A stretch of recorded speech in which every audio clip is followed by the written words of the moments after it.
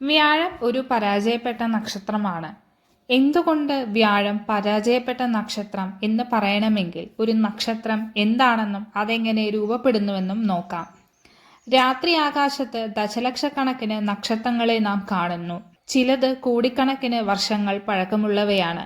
Nuclear fusion വഴി carbon, nitrogen, oxygen തുടങ്ങിയ ഭാരമേറിയ മൂലകങ്ങളും ഉൽപ്പാദിപ്പിക്കുന്ന വാതക പന്തുകളാണ് ഇവ.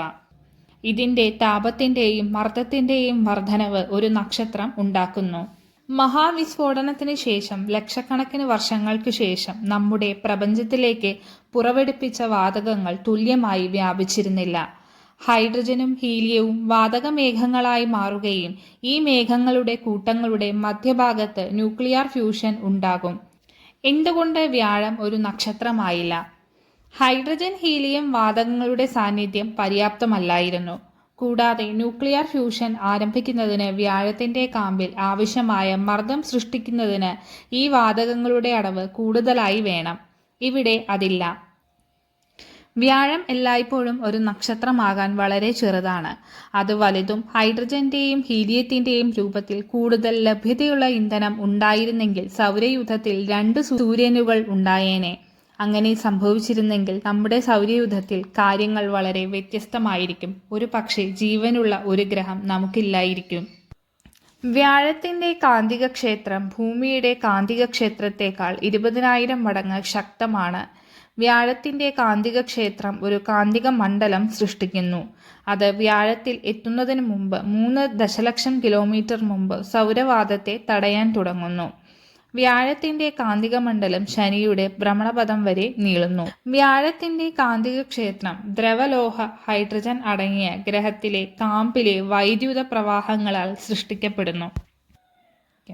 വ്യാഴത്തിലെ ഗുരുത്വാകർഷണം ഭൂമിയിലെ ഗുരുത്വാകർഷണത്തേക്കാൾ കൂടുതലാണ്. കാരണം വ്യാഴത്തിന് പിണ്ഡം കൂടുതലാണ്. ഭൂമിയിൽ 100 പൗണ്ട് ഭാരമുള്ള ഒരാൾക്ക് വ്യാഴത്തിൽ 240 പൗണ്ട് ഭാരമുണ്ടായിരിക്കും. 24.79 മീറ്റർ/സെക്കൻഡ് ആണ് വ്യാഴത്തിന്റെ ഗുരുത്വാകർഷണത്തിന്റെ മൂല്യം. സൂര്യനിൽ നിന്നുള്ള വ്യാഴത്തിന്റെ ദൂരം 5.2 ആസ്ട്രോണമിക്കൽ യൂണിറ്റ് ആയതിനാൽ സൂര്യനിൽ നിന്നുള്ള താപം ദുർബലമാണ്. എന്നിരുന്നാലും അത് കുറച്ച് സംഭാവന ചെയ്യുന്നുണ്ട്. ഗ്രഹത്തിലെ വാതകങ്ങളുടെ താപത്തിന്റെ ഭൂരിഭാഗവും വരുന്നത് ഗ്രഹത്തിന്റെ ഉള്ളിൽ നിന്നാണ്. ഉപരിതലത്തിന് താഴെ ദ്രാവകത്തിൽ നിന്നുള്ള സംവഹനവും പ്ലാസ്മ ഹൈഡ്രജനും സൂര്യനിൽ നിന്നുള്ളതിനേക്കാൾ കൂടുതൽ താപം സൃഷ്ടിക്കുന്നു. ഈ സംവഹനം ഭീമാകാരമായ വാതക ഭീമനെ ഒരു മഞ്ഞുമൂടിയ ലോകത്തേക്ക് മരവിപ്പിക്കുന്നത് ഒഴിവാക്കാൻ സഹായിക്കുന്നു. സൗരയൂഥത്തിലെ ഏറ്റവും വലിയ ഗ്രഹമായ വ്യാഴത്തിന് 92 ഉപഗ്രഹങ്ങളുണ്ട്. ഏറ്റവും കൂടുതൽ ഉപഗ്രഹങ്ങളുള്ള രണ്ടാമത്തെ ഗ്രഹം വ്യാഴമാണ്. ആദ്യത്തേത് ശനി, സാറ്റേൺ. വ്യാഴത്തിനെയും വ്യാഴത്തിന്റെ ഉപഗ്രഹങ്ങളെയും ചേർത്ത് അറിയപ്പെടുന്നത് മിനി സോളാർ സിസ്റ്റം എന്നാണ്, ചെറു സൗരയൂഥം.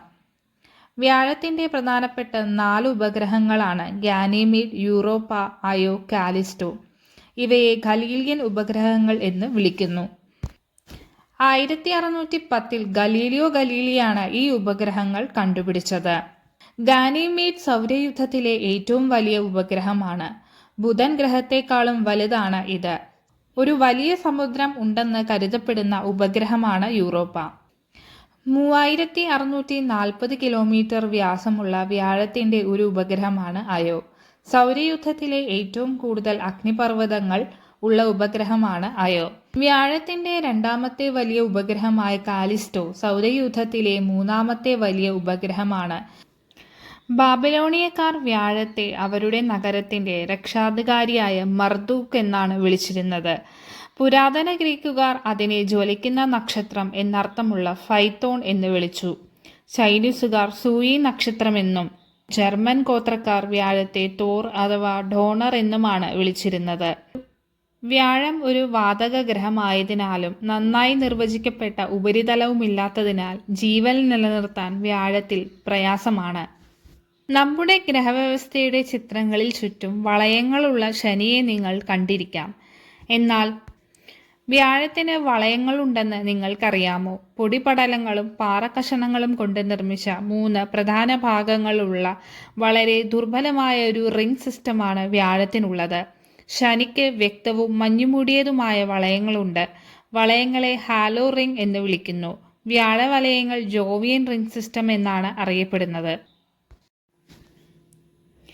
നാസയുടെ പയനിയർ 10 വ്യാഴത്തിലേക്ക് പോയ ആദ്യത്തെ ബഹിരാകാശ പേടകം.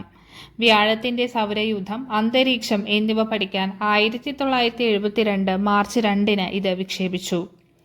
1973 ഏപ്രിൽ 6 പയനിയർ 11 വ്യാഴത്തിലേക്ക് പോയ രണ്ടാമത്തെ പേടകം.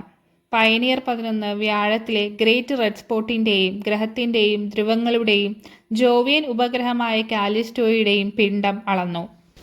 1977 സെപ്റ്റംബർ 5 വോയേജർ 1 വിക്ഷേപിച്ചു.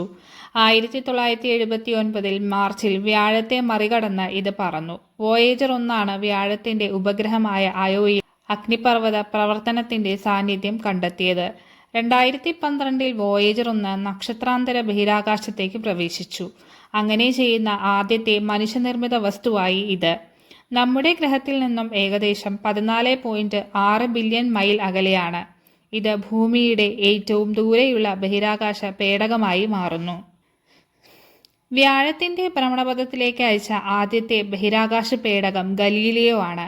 1989 ഒക്ടോബർ 18 ഇത് വിക്ഷേപിക്കുകയും 1995 ഡിസംബറിൽ വാതകവ്യൂഹത്തിന്റെ ഭ്രമണപഥത്തിലെത്തുകയും ചെയ്തു. ഗലീലിയോ ദൗത്യം ഉപഗ്രഹങ്ങളായ അയോ, യൂറോപ്പ, ഗാനിമീഡ്, കാലിസ്റ്റോ എന്നിവയെക്കുറിച്ചും പഠിച്ചു. ഉപഗ്രഹങ്ങളുടെ പല സവിശേഷതകളും ഈ ദൗത്യം കാണിച്ചു തന്നു. സൗരയൂഥത്തിലെ ഏറ്റവും വലിയ ഗ്രഹത്തെക്കുറിച്ച് പഠിക്കാൻ സമർപ്പിക്കപ്പെട്ട രണ്ടാമത്തെ ബഹിരാകാശ പേടകമാണ് ജൂനോ. 2011 ഓഗസ്റ്റ് 25 വിക്ഷേപിച്ച പേടകം 2016 ജൂലൈ 4 വ്യാഴത്തിലെത്തി. വ്യാഴത്തിന്റെ കാലാവസ്ഥ, കാന്തിക പരിതസ്ഥിതി, രൂപീകരണ ചരിത്രം എന്നിവയെക്കുറിച്ച് പഠിക്കാനാണ് ജൂനോ വിക്ഷേപിച്ചത്. ജൂപ്പിറ്റർ ഐസി മൂൺസ് എക്സ്പ്ലോറർ വ്യാഴത്തിനെയും അതിന്റെ മഞ്ഞുമൂടിയ ഉപഗ്രഹങ്ങളെയും പര്യവേഷണം ചെയ്യുന്നതിനുള്ള ഒരു യൂറോപ്യൻ സ്പേസ് ഏജൻസി ദൗത്യമാണ്. യൂറോപ്പ, കാലിസ്റ്റ, ഗാനിമീഡ് ദൗത്യത്തിനിടെ ബഹിരാകാശ പേടകം സൗരയൂഥത്തിലെ ഏറ്റവും വലിയ ഉപഗ്രഹമായ ഗാനിമീഡിനെ പരിക്രമണം ചെയ്യും. അങ്ങനെ ചെയ്യുമ്പോൾ ഭൂമിയുടേതല്ലാത്ത മറ്റൊരു ഗ്രഹം ഉപഗ്രഹത്തെ ഭ്രമണം ചെയ്യുന്ന ആദ്യത്തെ പേടകമായി ഇത് മാറാം. 2023 ഏപ്രിൽ 14 ഫ്രഞ്ച് ഗയാനയിലെ കൗറുവിലുള്ള യൂറോപ്പിന്റെ സ്പേസ് ഷട്ടിലിൽ നിന്ന് ഈ ദൗത്യം വിജയകരമായി വിക്ഷേപിച്ചു. ഇത് വ്യാഴത്തിലെത്താൻ 8 വർഷമെടുക്കും. വ്യാഴത്തിന്റെ മഞ്ഞുമൂടിയ ഉപഗ്രഹമായ യൂറോപ്പയെ പര്യവേക്ഷണം ചെയ്യാനും അതിന്റെ ഭൂഗർഭ സമുദ്രം വാസയോഗ്യമാണോ എന്ന് നിർണ്ണയിക്കാനും നാസയുടെ യൂറോപ്പ ക്ലിപ്പർ ദൗത്യം സജ്ജീകരിച്ചിരിക്കുന്നു. 2024 ഒക്ടോബർ 6 വിക്ഷേപിക്കും. വിക്ഷേപണ പ്ലാൻ അനുസരിച്ച് നടന്നാൽ പേടകം 2030 ഏപ്രിൽ 11 വ്യാഴത്തിലെത്തും.